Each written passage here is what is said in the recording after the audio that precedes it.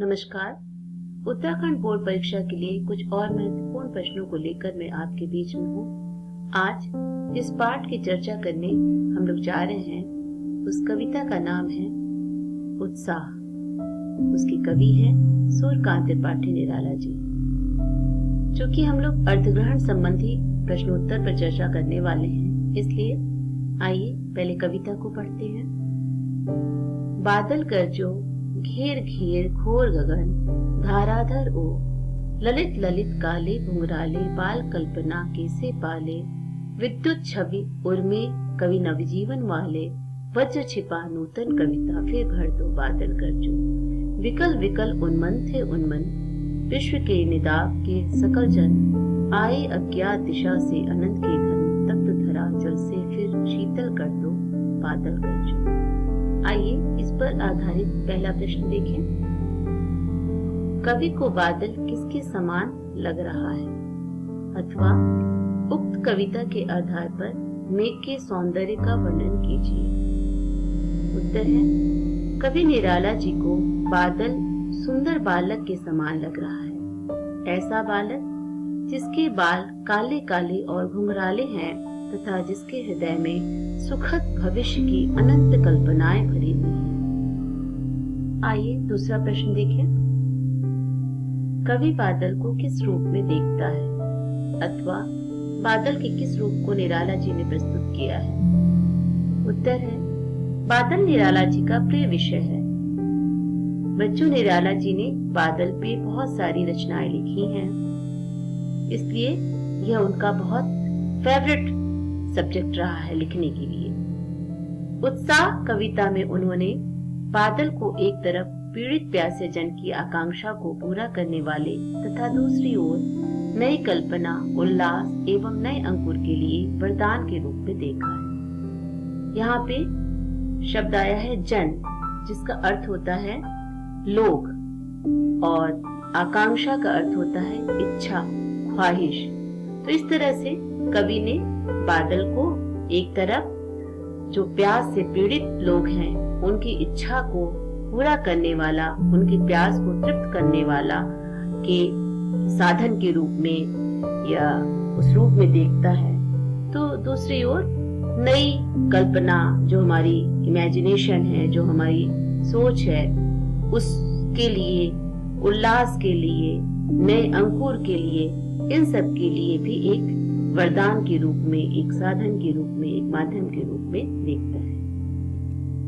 तीसरा प्रश्न है, बाल कल्पना से कवि का क्या आशय है। उत्तर है, बाल कल्पना से कवि का आशय है कि जैसे बच्चे कल्पना के पंख लगाकर सारे संसार की खुशी और सुख संपदा को अपनी बाहों में भर लेना चाहते हैं तथा हमेशा प्रगति, उन्नति और उत्साह मिश्रित सुखद भविष्य की कल्पना करने में निपुण होते हैं, उसी प्रकार दीनहीन निराश लोगों के मन में भी उन्नति और विकास को प्राप्त करने की बच्चों के समान ही कल्पना जागृत हो। माने उनके अंदर ऐसी ही कल्पना जागृत हो, ऐसी उनकी सोच बने जैसे बच्चों के मन में हमेशा नई नई चीज को प्राप्त करने के लिए, सारी खुशियों को अपने बाहों में समेटने के लिए जो कल्पना जागृत होती है, या जो एक इच्छा हमेशा बनी रहती है, उसी प्रकार से हर किसी के मन में, या जो दीनहीन है, जो गरीब हैं, जो शोषित हैं, जो पीड़ित हैं, उनके मन में भी अपनी उन्नति को लेकर, प्रगति को लेकर और अपने विकास को लेकर, आगे बढ़ने को लेकर और अपने शोषण के खिलाफ उनके अंदर भी कल्पना और भावना जागृत हो। कवि बादल से बरसने के स्थान पर गरजने को कहता है क्यों? ये बहुत इंपॉर्टेंट क्वेश्चन है बोर्ड के लिए।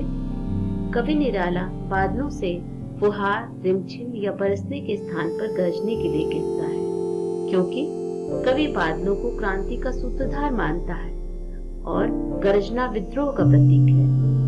कवि बादलों से पौरुष दिखाने की कामना करता है। पौरुष यानी शक्ति, शौर्य दिखाने की कामना करता है, कवि ने बादलों की गरजने के माध्यम से कविता में नूतन विद्रोह का आह्वान किया है। 5वां प्रश्न देखिए, गर्मी के कारण लोगों की क्या हालत थी? जब ज्यादा गर्मी पड़ती है तो क्या हालत हो जाती, कैसी स्थिति होती है? लोग परेशान हो जाते हैं, व्याकुल हो जाते हैं और बस यही सोचते हैं कि जल्दी से बस बारिश हो जाए। उत्तर देखते हैं, गर्मी के कारण सभी लोग अत्यधिक व्याकुल थे और उससे छुटकारा पाने का कोई उपाय न होने तथा वर्षा के अभाव में वे अत्यधिक उदास अर्थात अनमने थे। कवि बादल से क्या याचना करता है? याचना का अर्थ क्या होता है? माने प्रार्थना करना, क्या चाहता है? कवि बादल से याचना करता है कि कोमल भावनाओं से युक्त शोषित लोगों के हृदय में वह वज्र के समान कठोरता भरे, जिससे कोई उनका शोषण करने का साहस न कर सके। कवि बादल से यह भी याचना करता है कि अभावग्रस्त जो लोग भयंकर गर्मी से पीड़ित हैं, वह उनके ऊपर छाया करके तथा शीतल जल की वर्षा करके उन्हें गर्मी से छुटकारा दिलाए। 7वां प्रश्न देखिए, नूतन कविता में वज्र छिपाकर कवि क्या कहना चाहता है? उत्तर है, नूतन कविता में वज्र छिपाकर कवि कहना चाहता है कि लोगों के मन में श्रेष्ठ कविता के समान कोमल भावनाएं तो हों, किंतु यदि उनकी वे कोमल भावनाएं दूसरे लोगों को उनका शोषण करने के लिए प्रेरित करती हैं, तो वहां वज्र के समान कठोरता भी विद्यमान होनी चाहिए, जिससे कोई उनकी कोमल भावनाओं से खेलने का साहस न कर सके। यहाँ एक शब्द आया है वज्र, जिसका अर्थ होता है आकाश से गिरने वाली बिजली। अगला प्रश्न है, बादल कवि के अंदर नवजीवन का संचार कैसे करता है? बादल कवि के अंदर बिजली के समान चमक वाली दीनहीन शोषित के मन में उत्साह का संचार करने वाली कविता को जगाकर नवजीवन का संचार करता है। इस कविता के भावार्थ पर मेरी एक वीडियो भी है, आप चाहे तो उसे भी देख सकते हैं। लिंक नीचे डिस्क्रिप्शन में दिया गया है।